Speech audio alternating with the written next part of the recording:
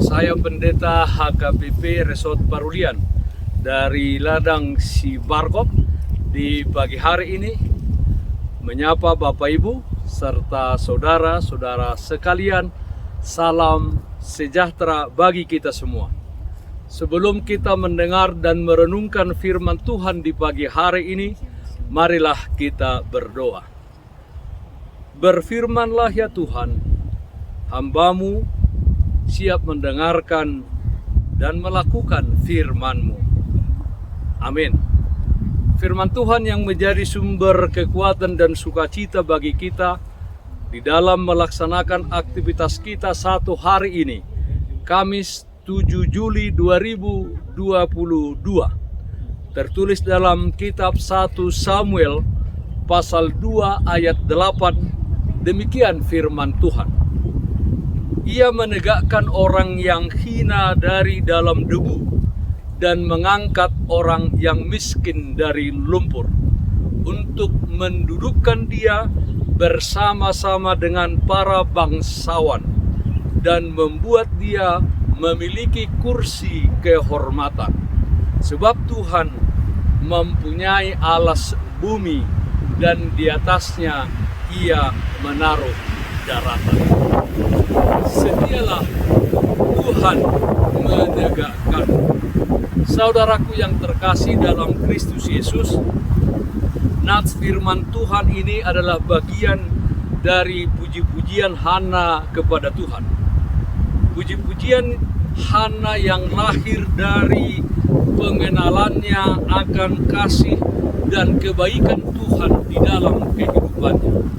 Kita tahu bagaimana pergumulan yang dialami oleh Hana pada waktu itu. Hana adalah istri dari seorang yang bernama Elkana. Dia menderita penghinaan karena kemandulannya dari Penina, istri kedua Elkana.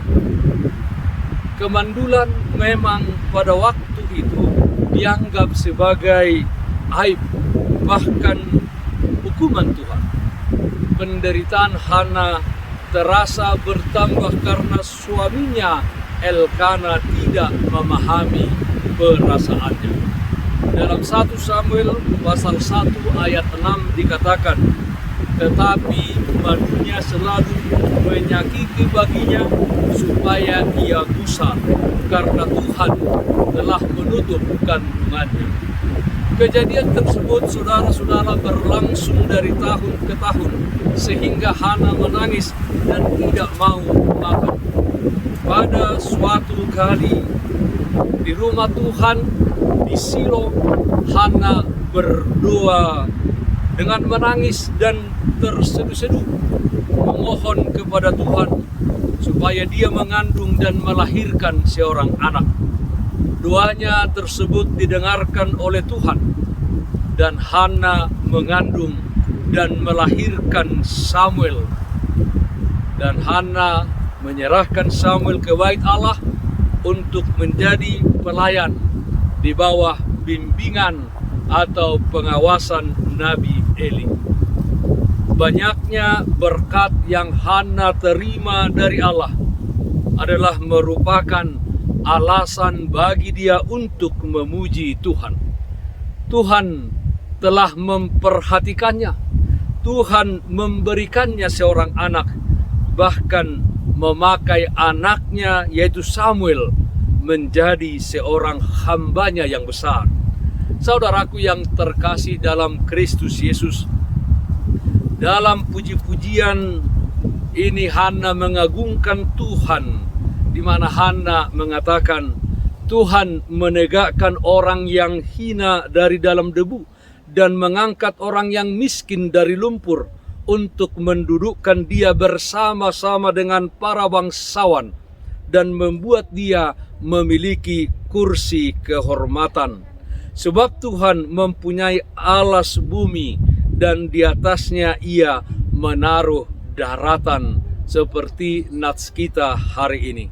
Hana mengaku bahwa Tuhan telah mengangkatnya dari pergumulan yang luar biasa yang menyakiti hatinya, yang dialaminya, dan kesakitan, pergumulan, serta penderitaan tersebut dengan kuasa Tuhan telah menggantikannya menjadi kebebasan dan sukacita.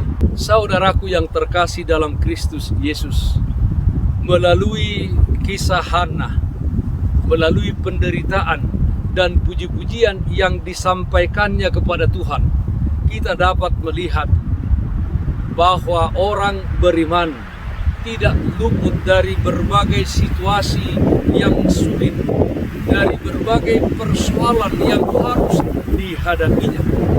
Dalam situasi demikian, bisa saja kita merasa sedih atau gusar. Namun, janganlah kita berputus asa, apalagi mundur dari iman percaya kita kepada Tuhan. Pada saat seperti itu, saudara-saudara, kita harus datang kepada Allah dan membawa seluruh masalah atau pergumulan kehidupan kita.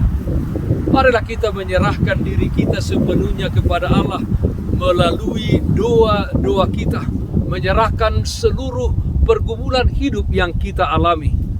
Setialah kepada Tuhan di dalam semua perbuatan kita. Dia akan menegakkan kita. Kita tidak akan dibiarkan Tuhan hidup di dalam penderitaan dan pergumulan tersebut. Kita tidak akan dibiarkan oleh Tuhan kaki kita menjadi tergelincir. Dia akan senantiasa menuntun dan memberikan kekuatan kepada kita. Dia akan menolong dan membebaskan kita. Ingatlah bahwa pertolongan Tuhan tidak pernah terlambat. Pertolongan Tuhan selalu tepat pada waktunya. Hitunglah berkat Tuhan di dalam kehidupan kita masing-masing. Kita akan kagum akan kasih Tuhan, di mana kekaguman kita akan kasih Tuhan tersebut akan melahirkan puji-pujian di dalam hidup kita, dan kita menjadi penyembah Allah. Dan kita juga, Bapak Ibu Saudara-saudara, menjadi berkat bagi orang-orang di sekeliling kita. Setialah Tuhan menegakkan. Amin. Mari kita nyanyikan Bukwende 701 ayat 1, Tuhodo au marpadan. Tuhodo au marpadan, oh Yesus Tuhaki, asabur Tuhaposan au dia dopani, sai homa mandongani au diudaoki, ajari pergogoi mau didalaki. Marilah kita berdoa. Terpujilah namamu ya Allah Bapa dalam surga, di dalam setiap kehidupan kami di tengah-tengah dunia ini. Kami percaya bahwa Tuhan menyertai kami dan memelihara kami. Ya Allah Bapa dalam surga, di tengah-tengah dunia ini kami banyak menghadapi persoalan dan pergumulan hidup.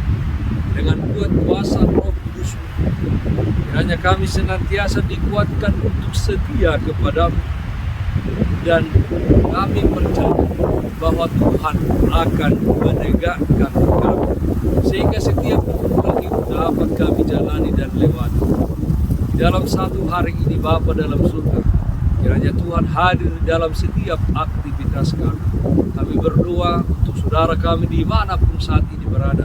Yang sakit Tuhan berikan kesembuhan, yang berduka Tuhan berikan penghiburan. Dengarkanlah doa kami, hanya dalam nama anakmu Tuhan Yesus Kristus Tuhan kami. Amin. Kasih karunia Tuhan kita Yesus Kristus, kasih setia dari Allah Bapa, serta persekutuan Roh Kudus, itulah yang menyertaimu hari ini kekal sampai selama-lamanya.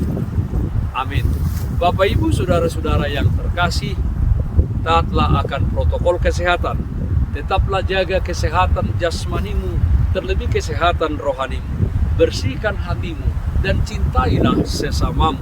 Tetaplah berdoa kepada Tuhan sumber berkat dan anugerah di dalam kehidupanmu. Salam kasih Tuhan kita Yesus Kristus untuk kita semua. Salam sehat, tetap semangat.